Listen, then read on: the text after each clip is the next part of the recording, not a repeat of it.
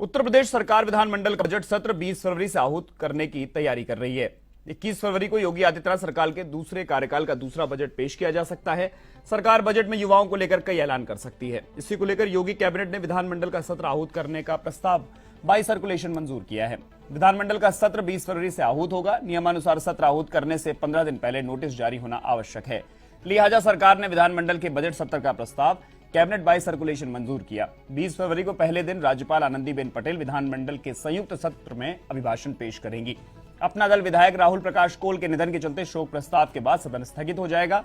21 फरवरी को वित्त मंत्री सुरेश खन्ना वित्तीय वर्ष 2023-24 का बजट प्रस्ताव पेश करेंगे। आगामी लोकसभा चुनाव के मद्देनजर सरकार करीब 7 लाख करोड़ का बजट पेश कर सकती है। बजट में युवाओं, किसानों, महिलाओं और ढांचागत विकास पर फोकस होगा। साथ ही ग्लोबल इन्वेस्टर समिट के तहत होने वाले निवेश प्रस्तावों को लागू करने के लिए भी बजट प्रावधान सरकार की प्राथमिकता होगी। इधर सरकार बजट प्रस्ताव में भाजपा के लोक कल्याण संकल्प पत्र के मुद्दों को भी शामिल करेगी।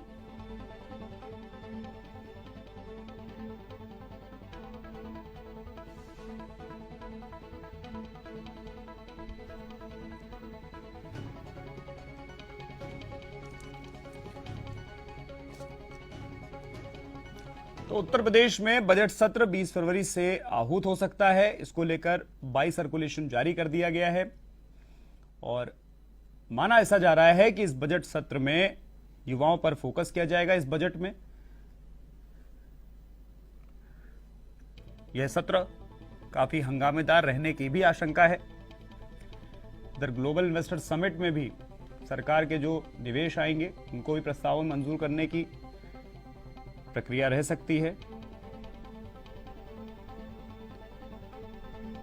योगी सरकार का यह दूसरा बजट होगा,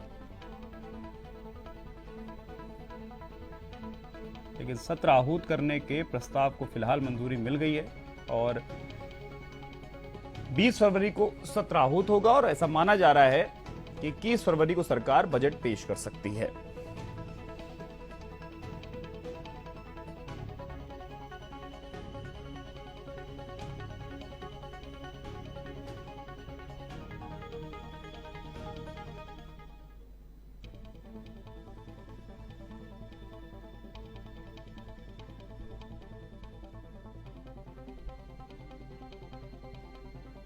और इसी खबर पर अधिक जानकारी के लिए संवाददाता जय त्रिपाठी हमारे साथ जुड़े हुए। जय, 21 फरवरी को बजट पेश हो सकता है। फिलहाल कितना हंगामेदार रहने की आशंका है इस बजट सत्र की?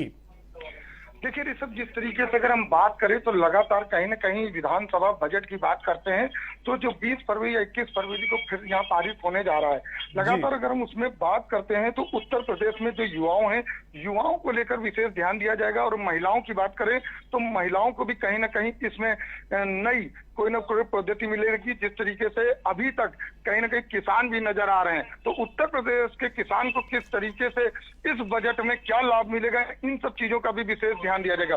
तो अगर हम ऋषभ जी माने तो कहीं ना कहीं ये जो बजट है वो बजट पूरा ध्यान रखते हुए और सभी वर्गों का ध्यान रखा जाएगा कि किसी तरीके की कोई भी वर्ग नाराज ना होने पाए। इन सब चीजों का विशेष ध्यान देते हुए ही ये बजट पारित होगा और देखना ये होगा जब ये बजट पारित होगा तो इससे कितना लोग खुश नजर आते हैं और किस तरीके से ये जो बजट होगा ये कितना लोगों के लिए लाभकारी होगा। जी ऋषभ, 2024 में लोकसभा के चुनाव हैं, तो क्या ऐसा माना जाए कि लोक लुभावन बजट आ सकता है, क्योंकि उत्तर प्रदेश की सीटें भी बेहद महत्वपूर्ण हैं?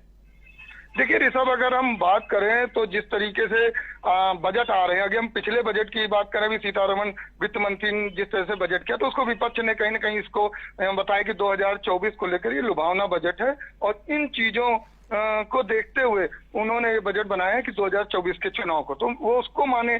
अब जब ये विधानसभा का होगा बजट पारित होगा तो कहीं ना कहीं इस बजट के बाद भी इस तरीके की हलचल रहेगी, इस तरीके की बातें होंगी।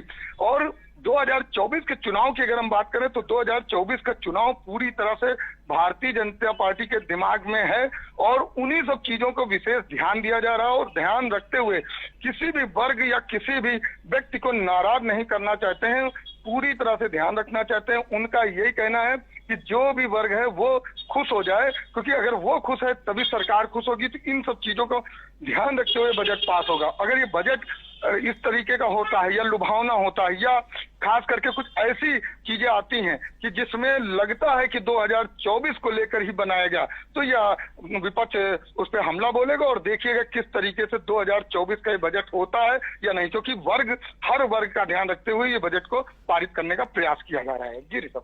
जय, रामचरितमानस से उठा हुआ विवाद उत्तर प्रदेश में गरमाया हुआ है, बेरोजगारी, महंगाई, इनके अलावा और कौन कौन से मुद्दे हो सकते हैं जिनमें विपक्ष सरकार को घेरेगा?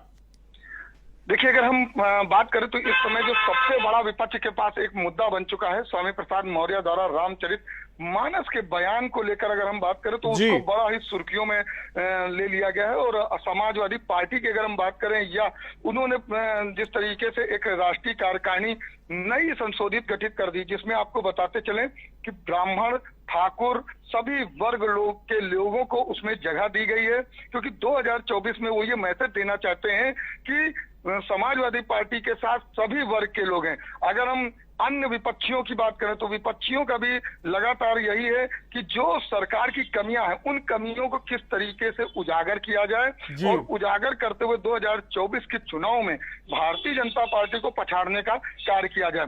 मुद्दे कई हैं, जिस तरीके से अगर हम बात करें तो एक मुद्दा ये भी है कि किसानों को लगातार कहीं ना कहीं उनसे बात कर रहा है विपक्ष, उनको भी लगातार उकसाता हुआ नजर आया। अब जिस तरीके से किसानों के नेता राकेश टिकैत ने अभी ऐलान किया है कि जब यहाँ ग्लोबल इन्वेस्टर समिट 2023 मनाया जाएगा तो कहीं ना कहीं वो उसका विरोध करते नजर आएंगे, क्योंकि किसान कहीं ना कहीं खुश नजर नहीं आ रहा। तो इन सब चीजों को विपक्ष भुनाने का प्रयास करेगा, और इन्हीं सब चीजों के माध्यम से जो युवा वर्ग, जिस तरीके नौकरी नहीं मिल रही, महिलाओं के प्रति जिस तरीके से बात किया जाए तो वो उनको उस तरीके का दर्जा नहीं मिल रहा, या इस तरीके की बिल्कुल जय, कई ऐसे मुद्दे हैं विपक्ष के पास जिनको वो उठाता रहेगा, और इस बार का बजट सत्र हंगामेदार रहने के आसार पूरी तरह बने हुए। बहुत बहुत शुक्रिया। तो ये थे लखनऊ संवाददाता जय त्रिपाठी।